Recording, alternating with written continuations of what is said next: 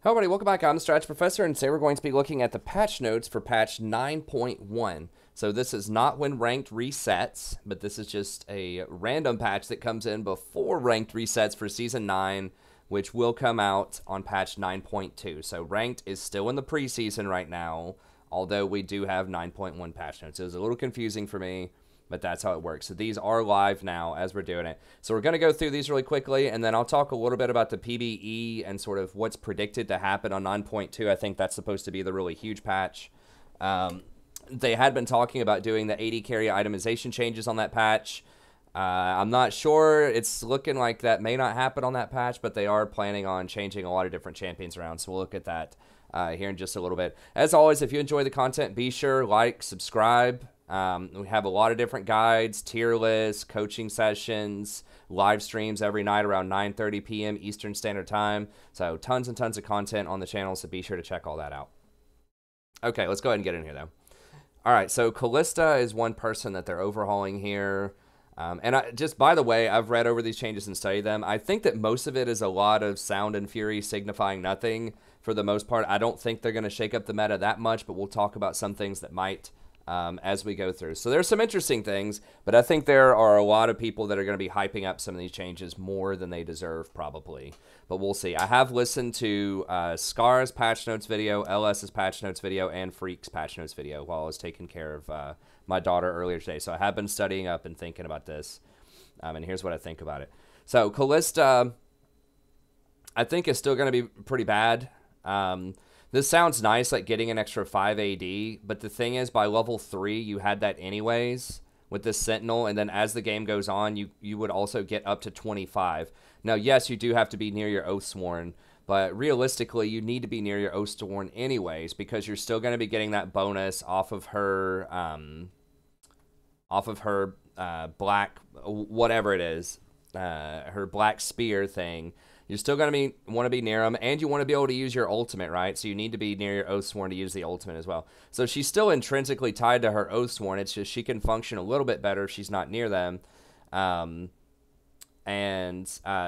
something that Freak pointed out. It's like, oh, well, now you don't need to be near your Oathsworn as much. It's like, yeah, but you still get benefits for doing it. I mean, your ultimate doesn't do anything if you're not near your Oathsworn, and that's a really big sort of engage tool and a good tool to save your Oathsworn if they get into trouble.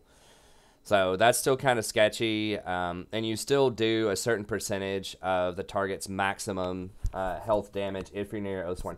So yes, you still need to be near your Oathsworn. It does not change that functionality. You function a little bit better, you know, if you're not near them. You get an extra 5 AD, but realistically, the gameplay-wise, it doesn't really open up much more for her to do in terms of maximum efficiency. He still needs to be near that Oathsworn.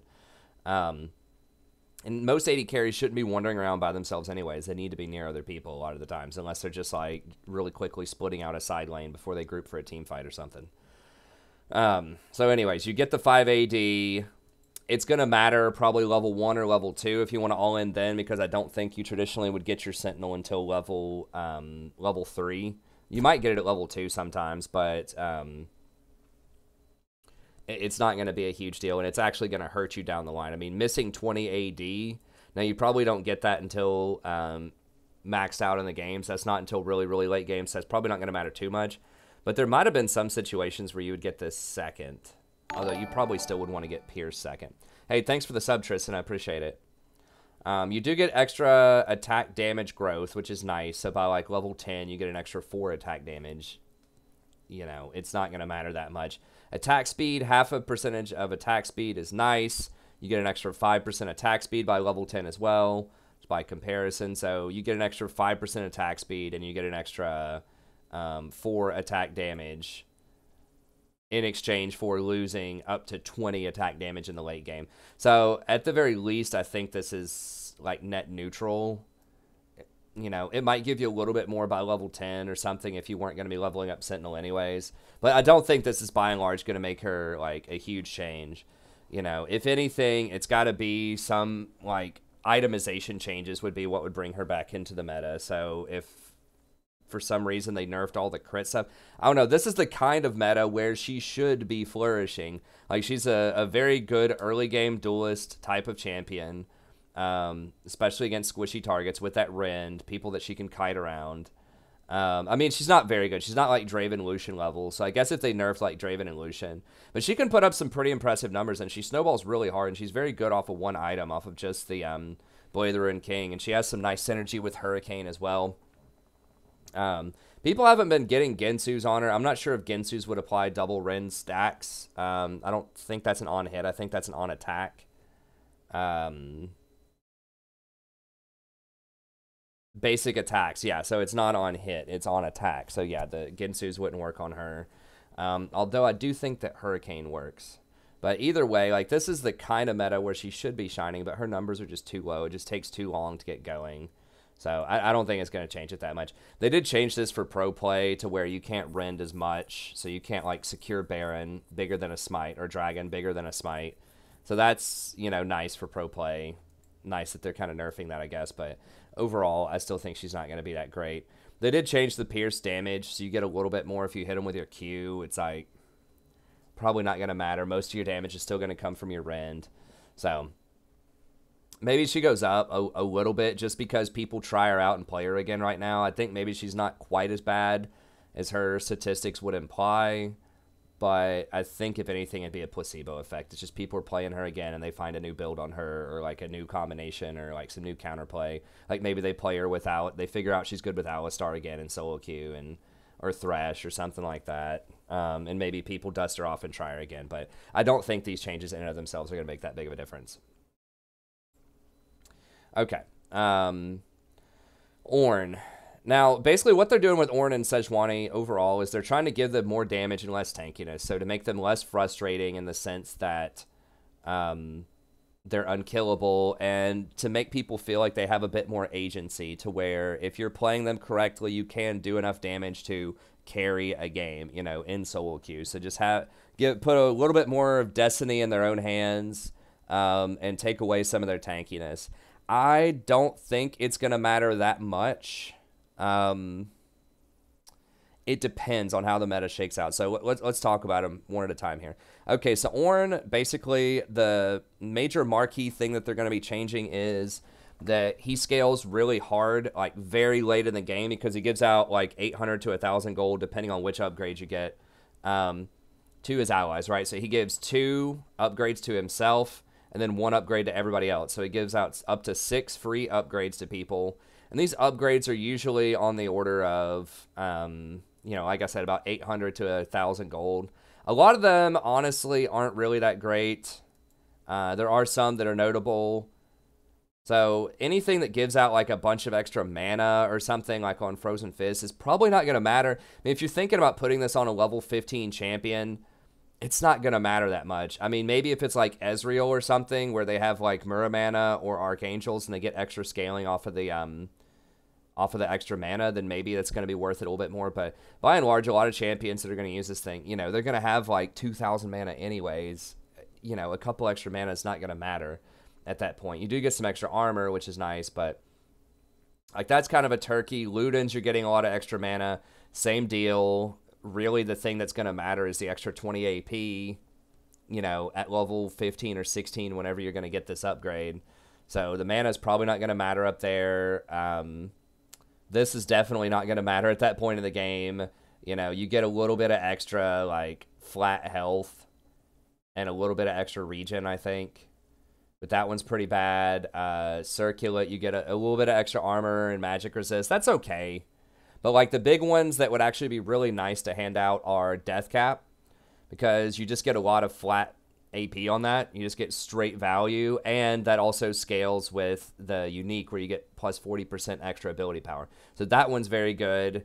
Molten Edge, not as good as it used to be, but it's still pretty good. You get a little bit of extra AD, like 30 extra AD. So that's nice because it's raw AD power. Blade and King is a very good upgrade because you get extra attack speed and attack damage. And Youmuu's is pretty good because you get extra attack damage and lethality, which is kind of unique. But like a lot of these other ones just are kind of weak because you're getting extra armor on Hourglass, you're getting extra, you know, whatever on Trinity Force, health and mana. You're getting mana on those other items that I mentioned before.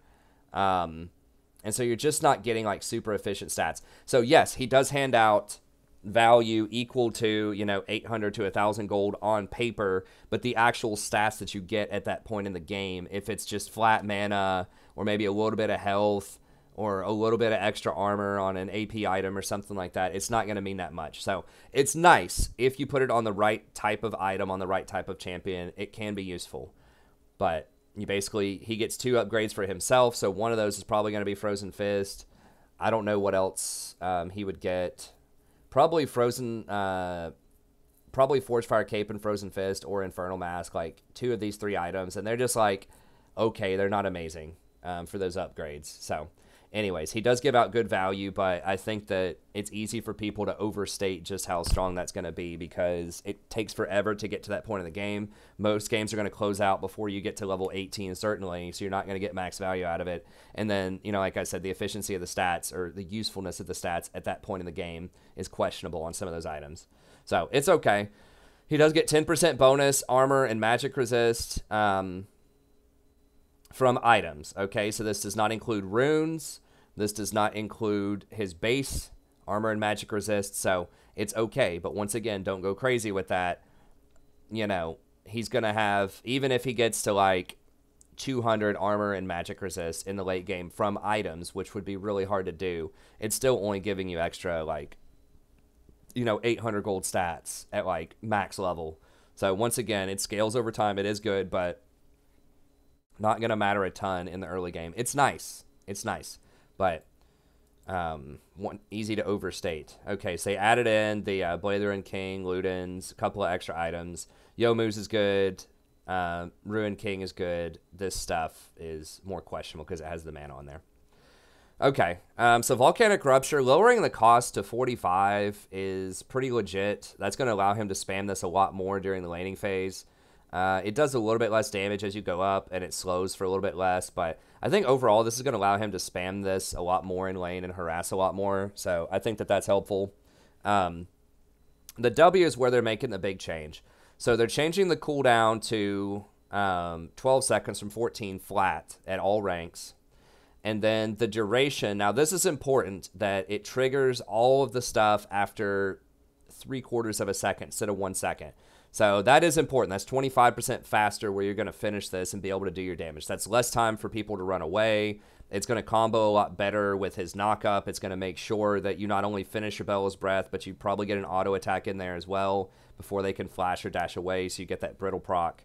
So that's good. You're slowing yourself a lot less, so it's going to be harder for them to run out of this, which is nice. And you are unstoppable again, so that means that they can't, you know, knock you away, whatever. So this lends itself to you comboing with Searing Charge again, right? You put your Volcanic Rupture up, you Searing Charge, knock somebody up, and then you start your Bellows Breath, and if it's like, you know, a Vayne or something like that, they're not going to be able to knock you back, or a Tristana or whatever. People are not going to be able to displace you or stun you or stop you from going forward if you're in their face doing that. So that's a good little change. Now, the brittle proc damage they put under W here, that's really part of his passive. And this is a pretty big change. So they're upgrading it from whatever it was, 7 to 12% to 12 to 21%. So that is an astronomical amount of extra damage on brittle proc. So remember, this is not just on his E, right? This also applies to his Call of the Forge God. So whenever you ult, you know, how Ornn's Ram works is it comes in, it'll hit you once and does this amount of damage, right? So it hits you once coming in, slows you, and applies brittle. Okay, your first time in. And then whenever you headbutt, it goes back out and hits people again. If it is if you hit the same people, let's just say one person in this instance, although it could apply to multiple people. If you come in, you hit the person with the slow, and then you hit them with the knock up, it's going to trigger the brittle off the first one, right? So that's that extra damage here. So you get, you know, in the mid game, 17% damage if you're level 11. Right? So it's going to do that, and it's going to knock them up, and that's going to apply brittle again. And so then you can attack them again, which is going to trigger the brittle one more time.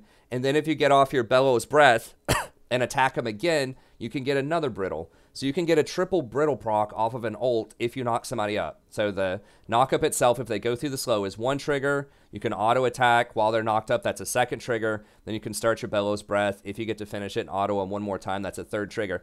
Now remember, and that's 51% of their max health damage.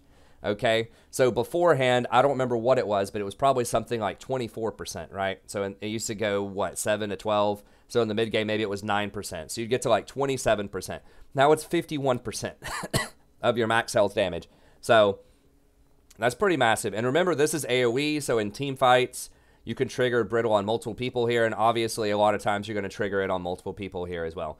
So there's lots and lots of brittle procs going off everywhere. And it's not just your autos. Remember, it's the knock-up from your Forge God that can trigger it. Your Volcanic Rupture can trigger it because this displaces people for a second. So if someone's, like, you knock somebody up, right? Let's say you knock up the Ezreal. You come in, you get in with the slow, you manage to knock him up. It triggers one brittle. He E's to dash away. You can hit him with this Volcanic Pillar to trigger the second brittle on him. So you can trigger brittle with Volcanic Rupture, with auto attacks if they have brittle on him, with Forge God. You can trigger it with Searing Charge knock-up, you know, on top of your Volcanic Rupture, or if like a Nivea throws a wall in there or something, or Trundle throws up a pillar, or just any other terrain. Jarvan dunks people, and then you, you know, charge into it. All of that can trigger brittle. Your allies can trigger brittle. So if you have someone on your team that applies stuns, so for example, if you call the Forge God, knock everybody up, and Rakan, you know, dashes in and starts, you know, charming everybody, that triggers brittle. So anything that has CC on it can trigger brittle. So he's still going to do a ton of damage in team fights. So that's going to make him very strong. Now, I think, and a couple other the changes that are going on here, Searing Charge starts at less mana, so you can kind of spam it, although this one has a longer cooldown. You don't get trolled by your pillar. It doesn't expire while you're charging anymore, which is a nice quality of life buff. Now, in exchange for doing all this extra damage, though, off of your brittle procs, you do have less CC. So the second cast knockup is going to be 1 second instead of 1.5 seconds, which is a very big deal. Remember when they took this away from Alistar?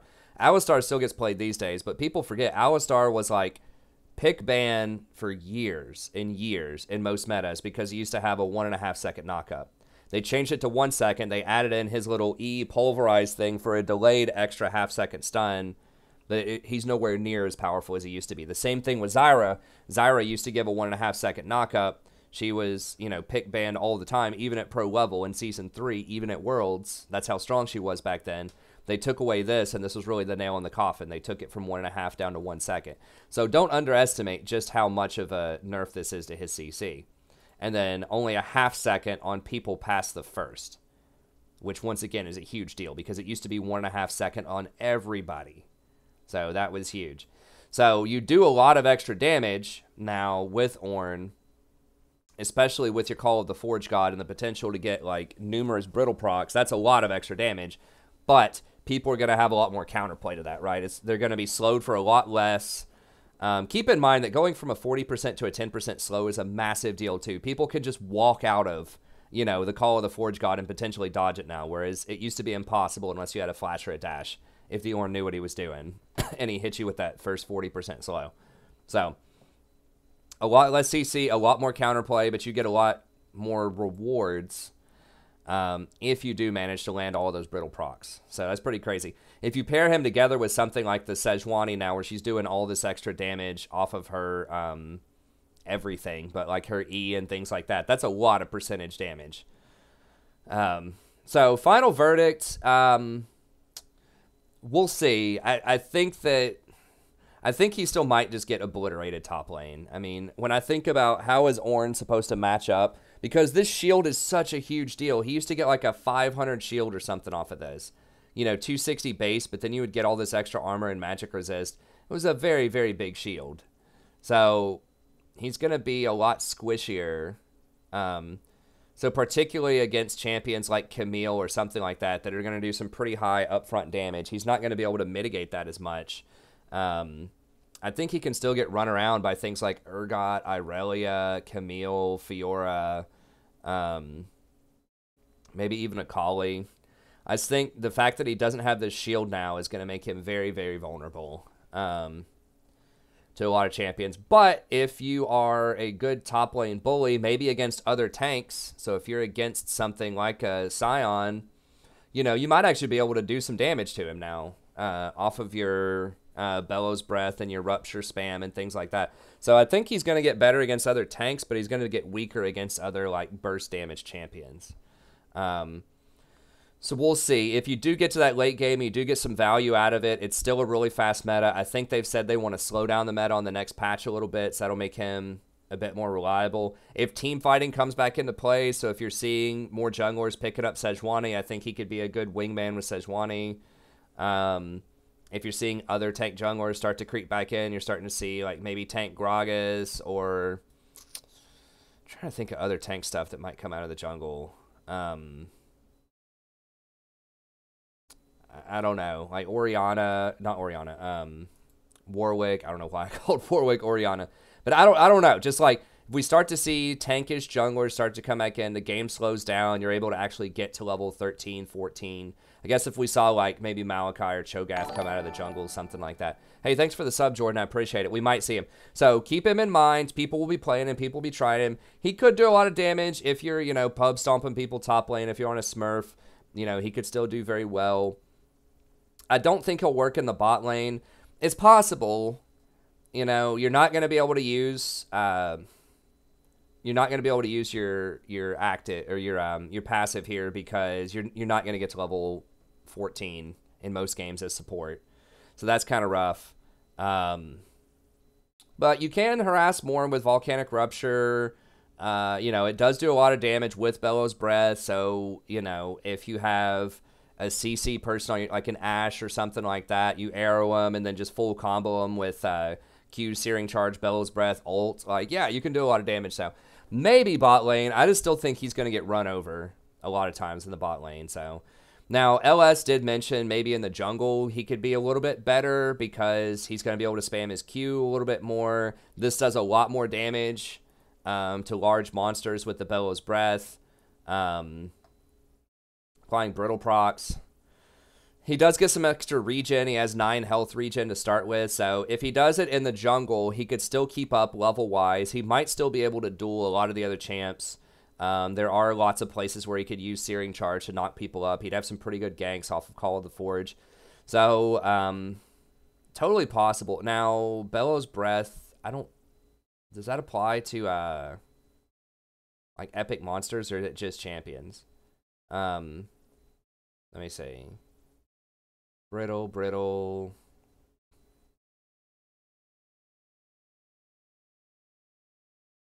This does percent health. So if they sit in this whole thing, I mean, even early on, that's 12%, and then you get the brittle proc for whatever amount, you know, another 12%. So it's really easy to get to 24% off of this.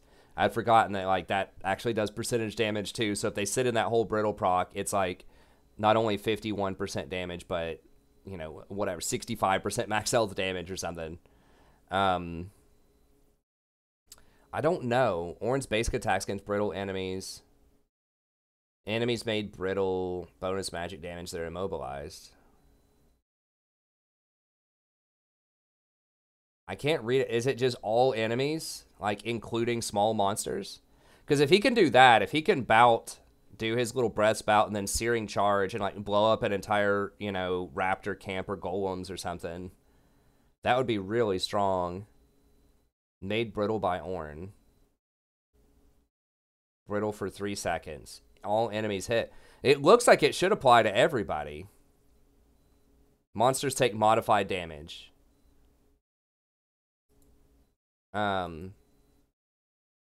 Okay, so you can't, like, do 16% of Baron's max health or whatever.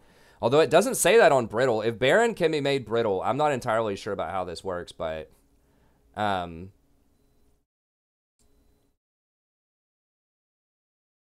if Baron could be made brittle with this, and you could do like 12% of Baron's health off of that, I'm sure there's probably a cap on that or something. I don't know. Anyways, jungle is interesting. I think that has the potential, like, to be the best place for him.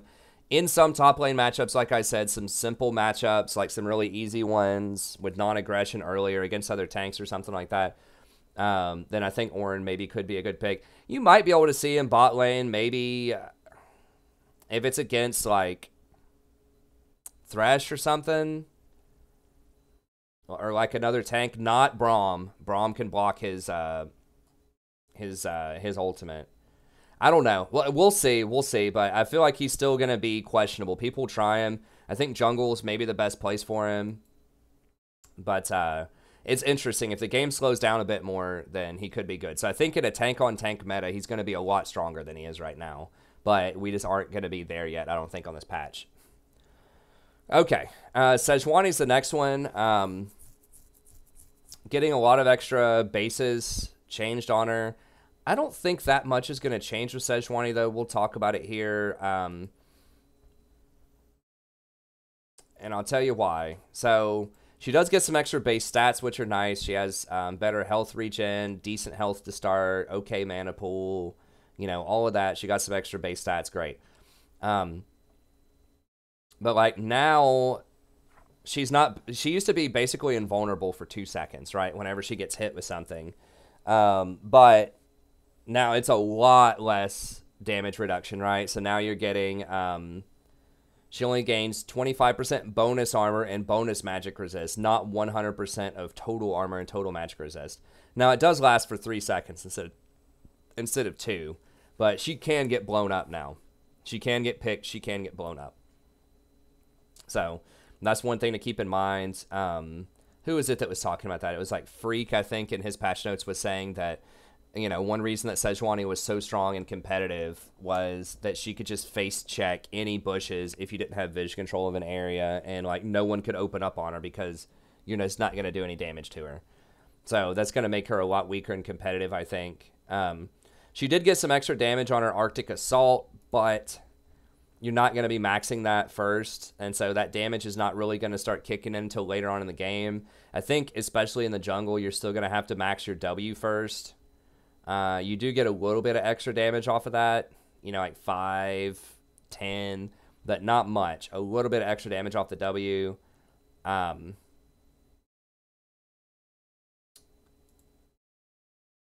So that's basically the same as it is now. It does decent damage. It's on an okay cooldown. It's got an okay mana cost, so she can wave clear, you know, the jungle pretty quickly. Permafrost is now getting a lot of extra damage, but once again, you're not maxing that first.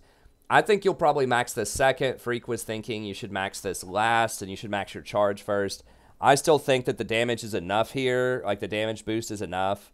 Like, it's going from, you know, doing 80 damage at max level to 200, doing 120 extra damage. Remember, you can proc this on a lot of people in team fights, too. Like, because your allies can apply stacks of this as well with their melee attacks. So, yeah, I think that's a lot of extra damage in team fights. So that's definitely worth exploring. So you don't get any extra cooldown reduction, you know, but it still is a lot of extra damage. You don't get an extra stun duration like you used to, but once again, I think the damage is enough where you'd want to max this second. So this is really not going to matter. Like, maybe at the very, very end of the game, it might matter, but I don't think so. I think it's still max W, max E. Glacial Prison, still pretty good engage if you land it. Now, Sejuani was seeing some play in the Kespa Cup. The team that won, I can't remember who they are. I think it was the young team with, like, Viper on it.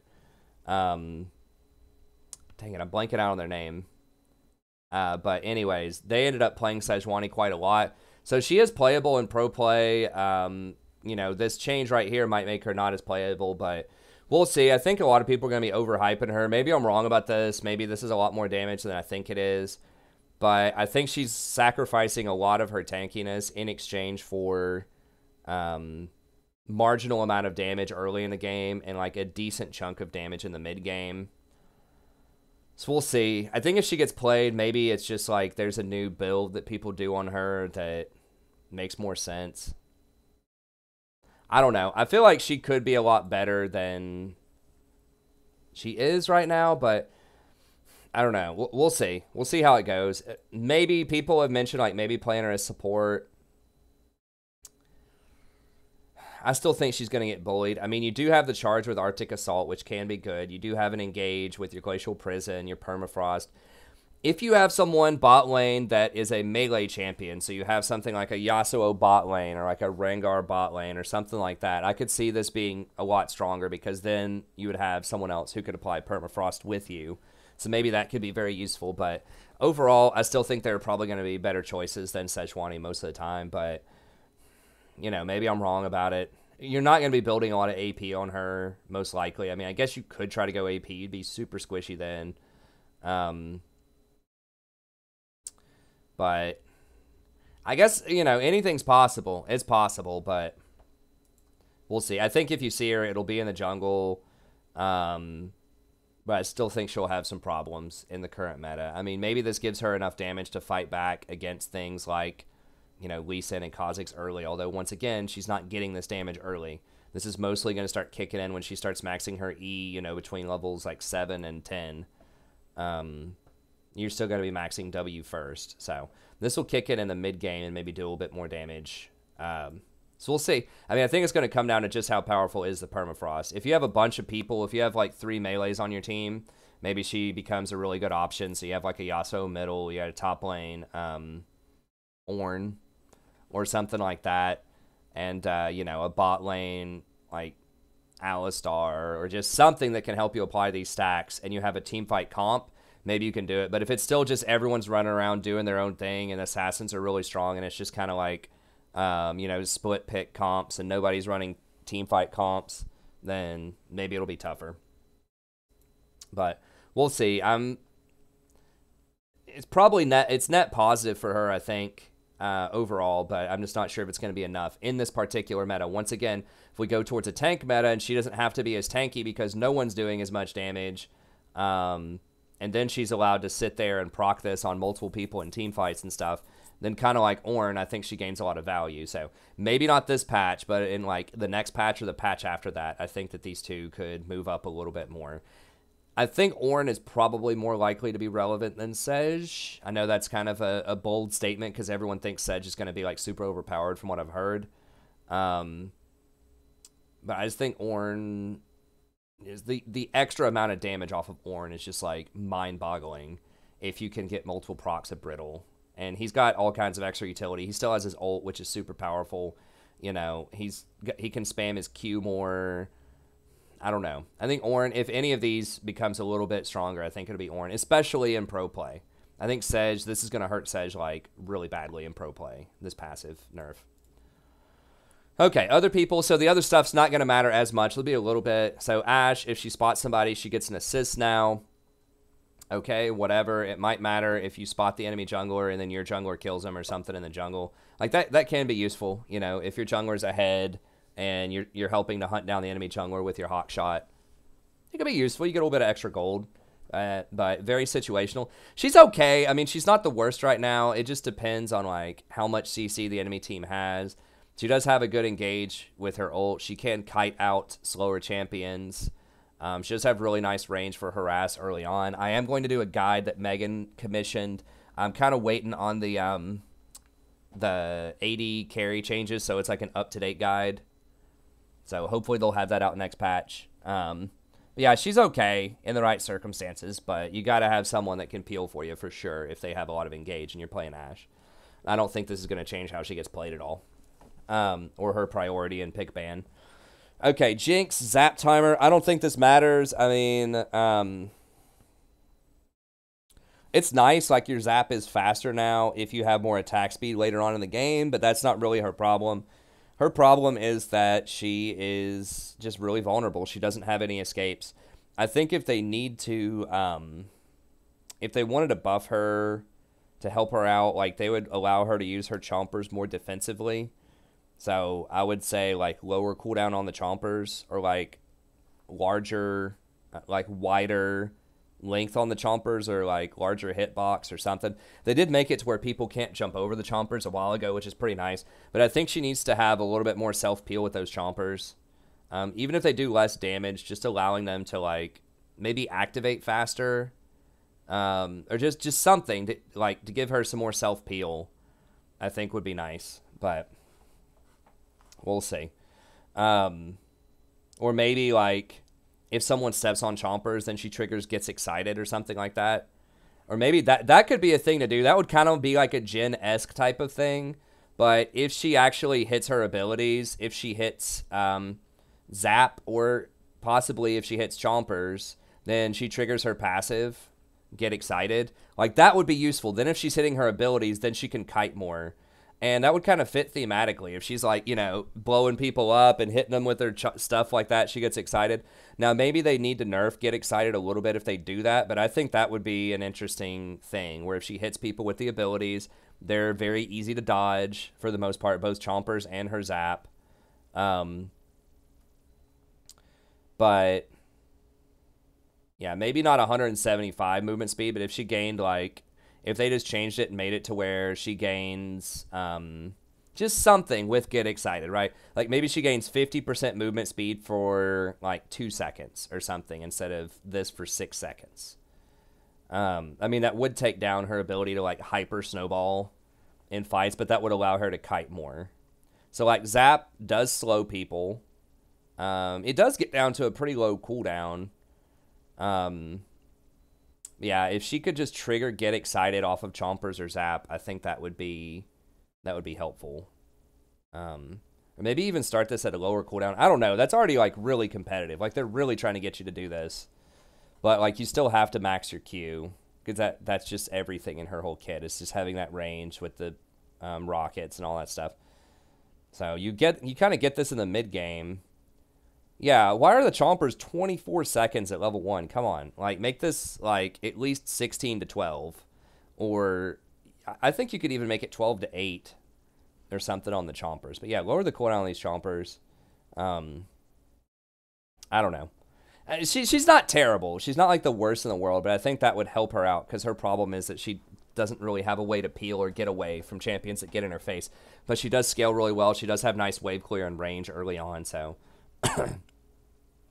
you know, there's that. Okay, Jace, not going to matter probably. You know, it'll help you out if you lag in your Jace. Katarina, I'm not sure. I'm not a cat player. Looks nice. I don't think it'll magically make her take over the meta, but if you're a really good cat player, maybe that matters. Nasus, probably not going to matter. Now, you do get stacks. Someone else mentioned that, like, maybe in the jungle this could be a thing. Kind of like Ornn. Like, you can get busted up in the lane against a lot of stuff that's in top lane right now. So maybe moving him to the jungle and allowing him to stack up that way could be good. Because getting 12 stacks off of every large monster camp, if you clear really quickly, could definitely be a thing. I don't know if people are trying that or not. I mean, Nasus has, like, a pretty good kit. The problem is he just gets dumpstered in lane and he takes too long to come online. Nobody's trying him in the jungle yet. Because, like, against a lot of these attacks, first of all, his ultimate is really strong. Let me pull up Nasus here. Now, they buffed Nasus, like, really hard last year, and then he just kind of fell out of the meta. They may have nerfed him. I think they hotfixed him. But he's always on the cusp. Like, people forget about him. But it's just the problem is he can get dumpstered by good players in lane. But if he gets to do his thing, if he gets a couple of items, really even just one item off of that Trinity, and he could even get something like Iceborne Gauntlet or something if he's in the jungle. Why am I zoning out on Nasus? Nautilus. It's not even used to his portrait because he's been so irrelevant for so long. But he gets some nice lifesteal, you know, in the jungle. Obviously, he can stack this pretty easily in the jungle. He's not going to get contested for stacks. You can stack it off of large minions. Has a very competitive mana cost, so this can allow you to strike down pretty quickly some large monster camps. So he stays relatively healthy as he does that. You know, he can get the 12 stacks off of that. He can even get stacks, some stacks off of the little, like little wolves and little things like that while he's trying to clear. Wither is a very strong gank tool. Now, it only has 600 range, but if you put this on somebody, like, they're not getting away most of the time, right? Because it's a 5-second slow, you know, that expands over time. It does not diminish. It gets stronger over time. And so that can be a really, really powerful gank tool. If you can get up behind people and just throw that down and you have an aggressive laner. So if you go bot lane and they have, like, you have a Draven Leona against anyone on their team. If you just come down there and just put that Wither on them, they can't really flash away because they're still going to be slowed for an extra 4 or 5 seconds, right? Depending on when they flash. So that's something that's really nice in that it's a point click, and it's just like 5 seconds of hard CC, basically. So that's a very underestimated gank tool, I think, that a lot of modern-day champs can't really deal with, because usually champs rely very heavily on, oh, I've got my dash, right? Or I can just flash and then get away. It's like, no, you can't. Not with Nasus' Wither. So, now Spirit Fire is another thing that I wish they would lower the mana cost on this. If they lowered this mana cost, I mean, that could make him abusive, potentially, even as a mid laner. But I would really like to see him lower this mana cost. But if he has blue, or if he gets the, you know, that item that gets him a lot of extra mana regen in the jungle, he's not going to be using Wither in the jungle. This is basically free. So maybe he could run around if he gets, like 3 points in Spirit Fire early. You know, that's a lot of damage. Just 270 damage at level 5, and it reduces armor of targets. So that could be a really powerful tool for clearing up raptors, clearing up golems, and stuff like that. It's possible. It does reduce armor as well by a certain percentage. It used to be a flat amount, but it's still a certain percentage, so that makes him decent against tanks. And then, of course, his ultimate is really strong. People forget that this also applies to monsters. I don't even know. Does it have a cap against monsters? Let me see. 15 seconds, blah, blah, blah. Okay, capped at 240. But still, that's 240 damage every second to something like a dragon or a baron.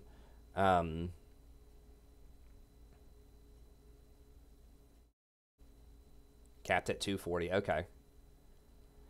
And it reduces his siphoning strike cooldown by 50%. People forget about that too. Like, that's a lot of damage. So you can take barons, you can take dragons, all of this stuff really quickly. And then in team fights, you know, you can just turn into an instant tank. So I feel like there has to be some kind of, like, build in the jungle that people haven't discovered yet. Maybe it's Frozen Fist. Maybe it's something else. I mean, Abyssal Mask wouldn't be terrible because, you know, it does the extra damage off of Fury of the Sands on people. Maybe that's too gimmicky. I don't know. Maybe it's something like a Righteous Glory, right, where he can come running out of there and, you know, get close enough to people to have Wither, slow them, and then just apply this Fury of the Sands Q slamming on him.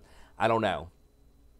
But it feels like with this stacking change, getting up to 12 for large monsters in the jungle, scuttles, you know, all that kind of stuff. Like, every clear would then give you what we've got: Gromp, blue, wolves, raptors, scuttle, red, golems. I mean, that's 7 stacks in a clear. So you could have, like, 7 of these power stacks by, you know, 5 or 6 minutes, right? So that puts you at, like, 84 stacks. That's not including killing, like, little monsters with your Q. So, I don't know. Maybe that's too gimmicky, but if he's going to be anywhere, he could be in the jungle. But probably, realistically, you're probably not going to see a lot of him. But interesting change. I think that's better for the jungle than anywhere else, but we'll see. He is an interesting choice. It's an interesting choice. Particularly, like I said, if you go for that Iceborne Gauntlet build, and then maybe stack one more piece of armor. You could even get like a Knight's Vow or something maybe, and it's going to be hard for a Kha'Zix or a Lee Sin or something to burst him out, you know, when he's got his ult, plus getting all those extra resistances and Iceborne Gauntlet and all that stuff like that. You know, it's an interesting option. Okay, Sivir, probably not going to matter. No longer decreases Boomerang Blade's damage against subsequent targets. Okay. Not going to matter, probably. Now, Vayne, this is one that could actually be pretty impactful. So, 50% cooldown, reduced cooldown when Final Hour is active. So, you max your Q first most of the time, which means that this is going to be getting down to like a 1 second cooldown. Now, you have to auto-attack before the cooldown starts. But I've already seen Vayne be, like, pretty decent. Like, she's okay into Ezreal. She's actually becoming okay into things like Kaisa. Just because she spikes so hard off of Blade of the Ruined King. And then especially once you get Gensu's plus Blade. I think at 2 items, she's just as strong as Kaisa is in a lot of instances. Now, Kaisa's going to be a little bit safer But Vayne is still very strong, especially if we see kind of the return of things like Sejuani, like Ornn, these sort of tanks out of the jungle. Even though they're not as tanky as they were, they'll still be fairly tanky. And she's got a lot of outplay potential. So you can definitely, run people down. And don't forget, this not only allows you to become invisible whenever you tumble. So it's not like you're permanently invisible, right? So you tumble, you're invisible for 1 second, but then you have to auto and wait another second beforehand. So yeah, it goes to 2 seconds, and you get 50% off of that. So it goes down to 1 second. So you're going to be able to trigger that a lot in fights, trigger more silver bolts, trigger final hour. So I think that all of that could be pretty good. Now, this is an attack reset, right? So we'll talk about this when we talk about runes, but I think that something like... let me just pull up runes right now while we're on it. This is something I didn't really hear people talking about a lot, but I think the change to Hail of Blades could potentially be really, really good on Vayne, particularly for the laning phase, because it says that attack resets do not consume Hail of Blades. So this means that you effectively get 4 attacks at this really powerful thing. So just imagine, like, you come up, you auto attack somebody with this, it's going to trigger this. Well, it's not on your first attack, though, on a champion, is it? It's basic attack and champion grants 110% for your next 3. So then you get 3.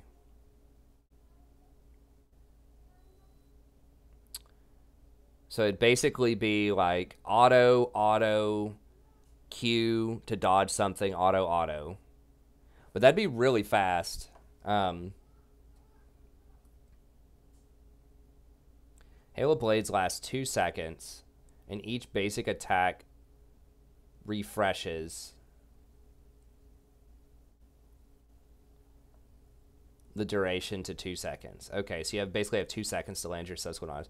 Now, one thing that's kind of rough is you have to be out of combat for 4 seconds. Not just, like, not doing damage to people, but, like, actually out of combat. So that means you can't auto-attack minions on attack.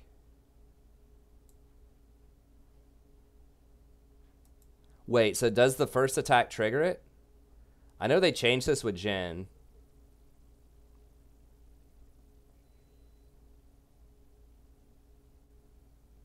Let me see Jhin here. I hadn't thought about this as much, but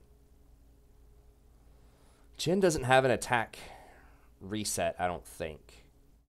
He has, like, his grenade gives him, like, a charge on his gun or something like that, but now they changed how Jhin works with Hail of Blades, but I forgot about Jhin. I should have gone back and looked at that. But none of these reset autos.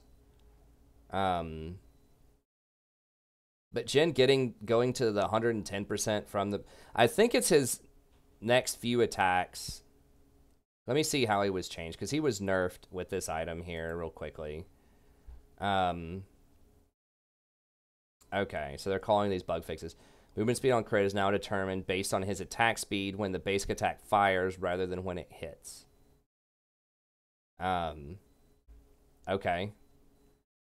If he crits multiple times in a row, his movement speed is now recalculated for each crit. Empowered haste off his first Hail of Blades attack.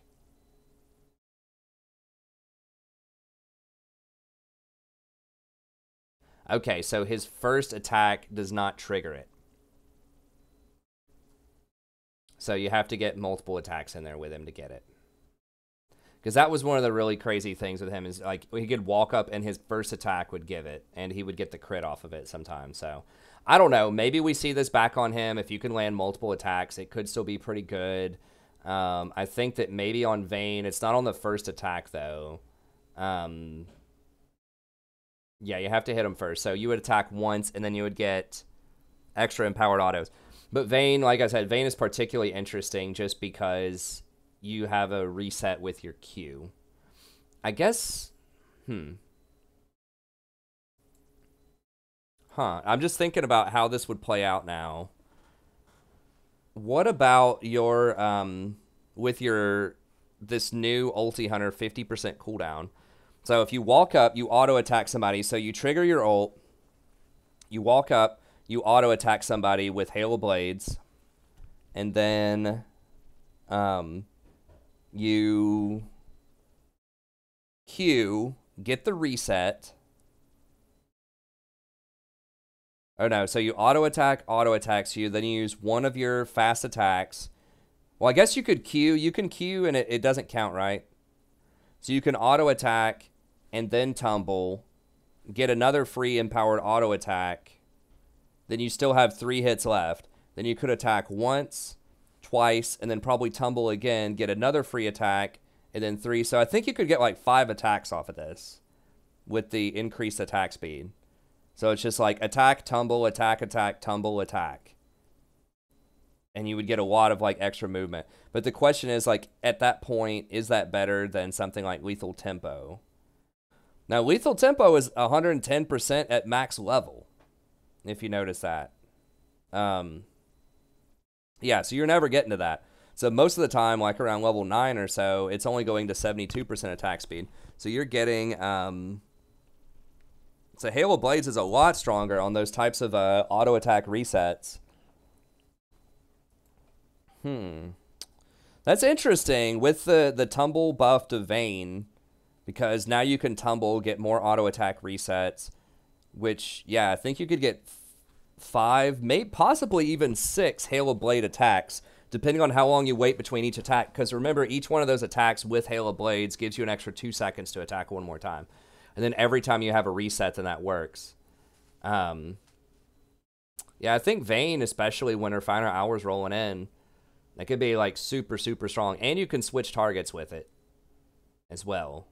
Now, obviously, you don't want to be switching targets with your Silver Bolts, but that could be really, really strong. And the thing about Vayne, too, is, let's see, what do you get in this tree? So you would get, you know, Tempo, Triumph is kind of whatever. Alacrity's pretty good. Coup de Grace, pretty good. But, like, over here, you could get Taste of Blood, which would give you a lot of extra sustain in the laning phase. That'd be pretty nice. I guess you could do Sudden Impact if you wanted some lethality for those auto attacks early. I mean, using a dash or a blink. Does her... I think that counts as a dash or a blink, her tumble, right? I'm intrigued now by this, like, blink... Vayne Hail of Blades. Dashes. Okay, yeah, it counts as a dash. So you could use Sudden Impact if you wanted like 7 lethality in the laning phase. Which is, you know, once again, not like insane. You probably wouldn't want it, but hey, with Hail of Blades, if you're going to be trading a lot in lane, maybe. This one's kind of crappy. I guess you'd probably take Eyeball Collection.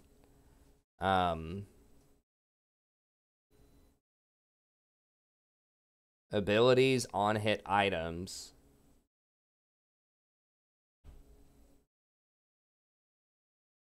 Huh.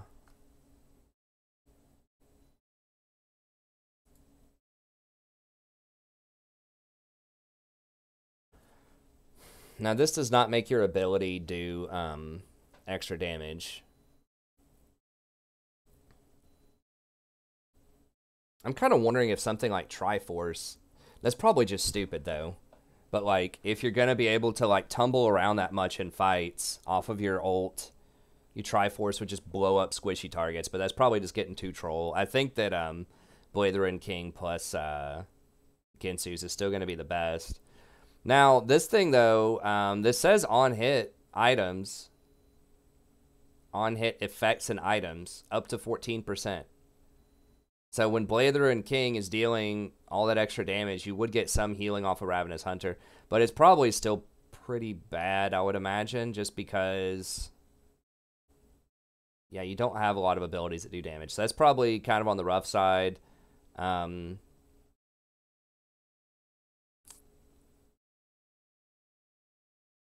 I guess you'd probably just take Ulti Hunter here. Reduces the cooldown of your ultimate. Now, it's obviously going to be very, very strong because her ult is big time now. Like, really big time. It was already very good. but being able to take this as some extra would be good. And you could still go over if you wanted to and pick up Alacrity and Triumph. So, or, you know, Alacrity and Coup de Grace or something like that. So you could still get a couple of these things. So you're really just giving up Fleet Footwork. I think that Hail of Blades is just strictly better than Lethal Tempo on Vayne now. Fleet Footwork does give you the sustain, but so could Taste of Blood in lane. So you're basically trading Fleet Footwork for Hail of Blades, and you're losing one of these pretty much in exchange for one of the red ones, right? So you're kind of losing out because this row sucks. Like anything in those 3 rows of precision are going to be better than anything in this row. Eyeball Collection, if you're really like murdering everybody, could be good, but overall, I think being able to sustain from Taste of Blood and having Ulti Hunter might be worth it. I don't know. It might be too gimmicky, but I really do think that being able, if you're timing it right, if you're getting those attack resets with this and really leveraging the Hail of Blaze, then it could be really, really strong. So we'll see. But I think overall, Vayne in general is still going to be quite strong right now, particularly with this buff. I've already seen her, and I'm seeing her be pretty strong in a lot of games. And because she's very good into Ezreal, Kalista is just a hot pile of garbage right now, I think, at least in solo queue. And I think Vayne is just a lot more reliable than she is a lot of the times. You know, Draven and Lucian can still muscle up on her, but Lucian's banned most of the time. So, no, Vayne's getting in there. She's definitely getting a lot stronger. Okay, Xayah, a little bit of buff to that. Probably not a huge deal. It's nice. Zyra, probably not going to matter. It's okay if you lag, I guess. Jungle items, there's no funneling really in solo queue, but now there's definitely not going to be any. Hail of Blades I just mentioned, I think that the best candidate for this is either going to be Vayne or Jhin. We'll see the way they change Jhin. He doesn't have an attack reset, and it doesn't work on his first auto attack anymore. So, we'll see. Maybe they do go back to him. I mean, that's a huge jump. I mean, going from 75 to 110% is a massive, massive jump in attack speeds. That's going to give Jhin a hell of a lot of AD. It's going to give Vayne a hell of a lot of trading potential, too, in lane. I guess, now that I'm thinking about it, would her Silver Bolts trigger Ravenous Hunter? Bonus true damage.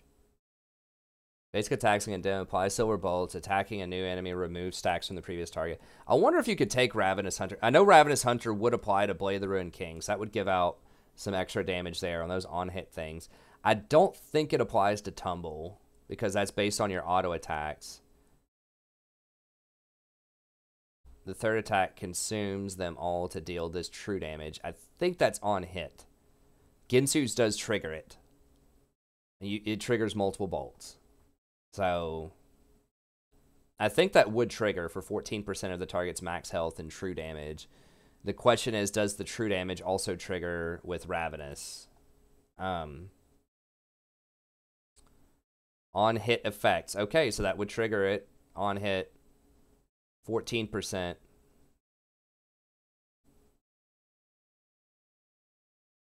So yeah, I mean, that could heal her for quite a bit. Maybe that's better than Ulti Hunter. I don't know. It's interesting. Certainly worth exploring. Getting an extra attack speed. Okay, nice for anyone that likes attack speed. Celerity, still going to be bad most of the time. Shield Bash, still going to be bad. Turn Assist, you can't give all your gold to one person anymore. You almost always have to split it. Nice ping stuff. Okay, extra info is good.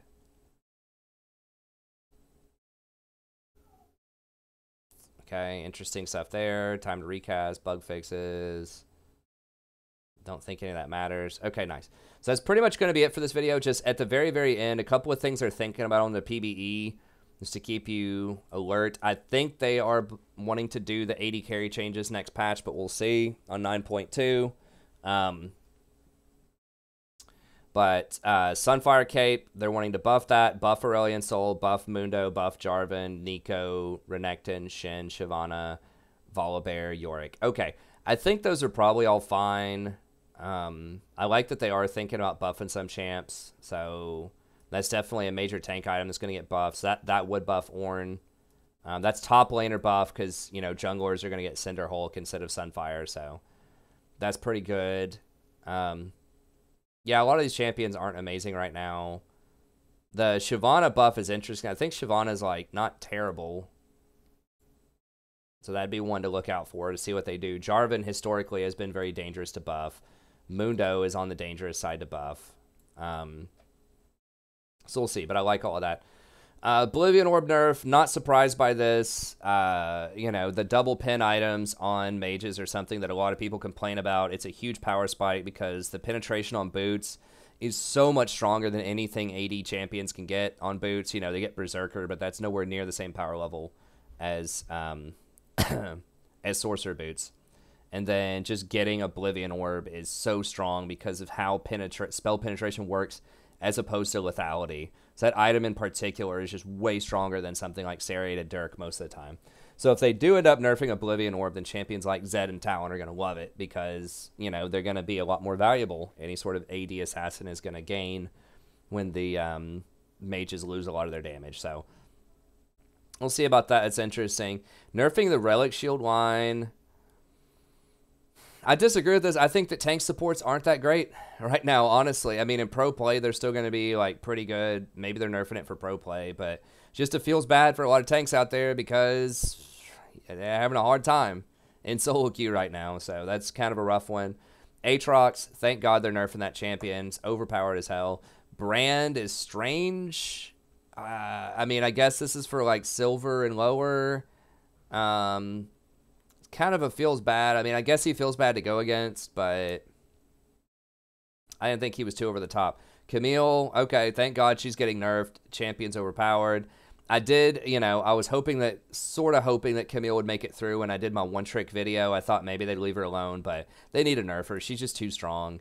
Just take away some of the tankiness off of these champs. Like, take away Aatrox's sustain. Take away Camille's, like, shield or, like, lower it a lot. You know, just something with these champs. They're just, like, too mobile. Maybe, like, nerf the cooldown on her hook shot or something. Cassiopeia, no surprises there. Way too overpowered. Galio is kind of creeping into the power zone with a lot of people. He just does too much damage on his Qs. I think I saw they're increasing the mana cost on Q and lowering the damage on it on the PBE, so that's good.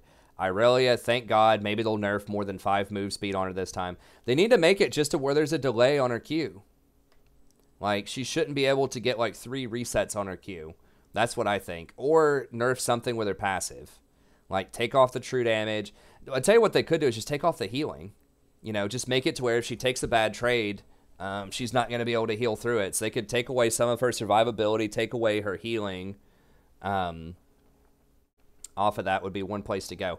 But I would either nerf her Q to where it goes on an internal cooldown for like 3 seconds. So you can still dash around to different people, but you're going to have to wait for it. 2 to 3 seconds, not just this instant, like boom, boom, boom, they're dead.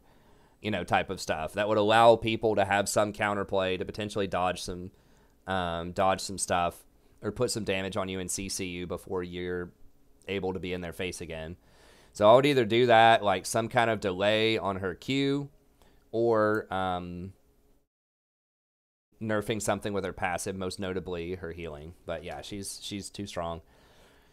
Jax is probably still too strong. I would nerf his free resistances that he gets off of his ult. Just make him buy tanky. Like, he shouldn't be able to buy, like, Trinity Force Gunblade and still have, like, 3,000 health and, like, 150 armor and magic resist off of his ult. It's just too strong.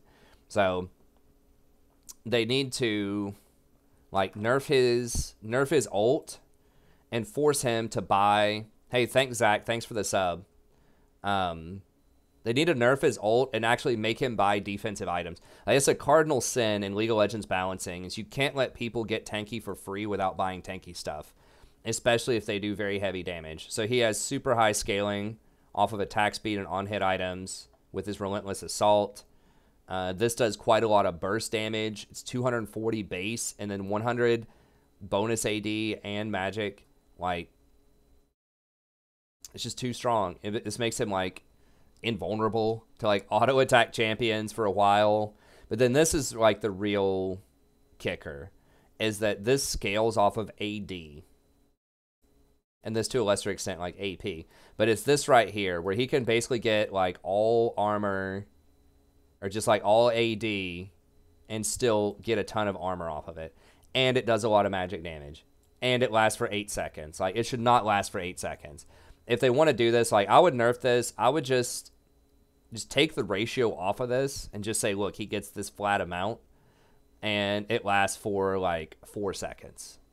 Or something like that. So there's reasonable counterplay to it. It's like, okay, if you can survive against him for 4 seconds, which is still a very long time in League of Legends terms, then he's going to lose those resistances. And maybe just kind of give him the Graves treatment too and just say, look, he's very good against auto attackers. Let's just take off the magic resist part so that mages can actually, if they get a hold of him, they can kill him if he doesn't get magic resist. So that's what I would potentially do. I mean, maybe that's too much to do all of that, but I would probably take off the ratio here, drop this down to 4 seconds, and take off the magic resist. Graves is still strong, even after he used to get magic resist off his True Grit, and they took that away. And then he still is going to be like, he's still going to have his crazy damage, his crazy ratios. It's just, particularly if a mage gets a hold of him, she's going to be able to blow him up if he doesn't get some kind of magic resist, an adaptive helm or something, at least a hex drinker. You know, he shouldn't be able to just go Trinity Gunblade or Trinity Blade the Ruined King without feeling some consequences in terms of his survivability. Kassadin, probably deserved. I don't know. He scales a little too hard. Like, just take off the 1 second they gave him to his ult. Just make like his level 16 ult a 3 second cooldown instead of 2 seconds. It's probably fine. Rakan, I'm really sad they're nerfing Rakan. He's my favorite support. I don't think he's he is really good in solo queue, but there's lots of counterplay to him. Like, there's so many things that are good against Rakan. Right? Morgana's good against Rakan. You can bully him out early. He is terrible in the laning phase most of the time. So things like Zyra, Nami, if you pressure him early, you can, bully him out. So he does get played all the time in pro play, though. Like at Kespa Cup, he was getting pick banned every time. So they'll probably nerf the cooldown on his ult. They'll move it up to 140, which is going to be really frustrating. I don't know what else they could nerf about him. I guess they could nerf his Q again. They've already nerfed it so many times. Maybe they make it 1 more second cooldown on his Q. That'd probably be okay, I guess, if they have to nerf something. I have a feeling they're going to touch his ult, and I really wish they wouldn't, but we'll see. Urgot, thank God, overpowered. So they are actually nerfing the overpowered champions on this patch. They're tired of playing around. Hopefully, it's not going to be like 5 movement speed off of Urgot or something. But they're finally nerfing Urgot, Irelia, and Aatrox. Those are the 3, unholy trinity right now. They did nerf Akali, and I think Akali's manageable right now, for the most part. But yeah, those 3 are so ridiculous. And then Zyra nerf, I don't get it. I guess we'll see. Maybe that's a silver special again. But anyways, that's going to be it for this video. Thank you very much. A bit longer than I intended, but I did try to go in depth, give you the scoop. I think that Vayne with Halo Blades could be something that's under the radar. I think Nasus could be under the radar. Ornn and Sejuani will be the marquee picks everyone's trying out. They're okay. I think Ornn could make a bigger splash, particularly in the jungle, than Sejuani. But Sejuani is still, going to be good. I think a lot of people just stopped playing her, and only trolls were picking her. So we'll see. They'll both be okay. I don't think they're going to be, mind-popping. We have to pick Bantam. I could be wrong about that, but I just think that the way that Sejuani currently levels up, unless there's something I'm missing, where she can level up her E first in her Q and not have to level up her W, which I think she still has to level her W. I don't think she's going to gain that much in the early game. She'll gain some in the later game, but... And then Ornn, late game will still be good. He'll do a ton of damage, but it's can he survive? Maybe if he goes Iceborne Gauntlet and then, another big armor item or something... Yeah, I don't know what that would be. Maybe Randuin's or... Maybe, I guess Sunfire. Yeah, he'll go, Sunfire plus Iceborne Gauntlet. Maybe that's enough to keep him tanky to where he doesn't need this, this shield as much. We'll see. But anyways, that's going to be it. Thank you very much. As always, if you enjoy the content, be sure to like and subscribe. Come check out the stream sometime. Starts around 9:30 p.m. Eastern Standard Time. And I'll see everyone next time. Have a great day.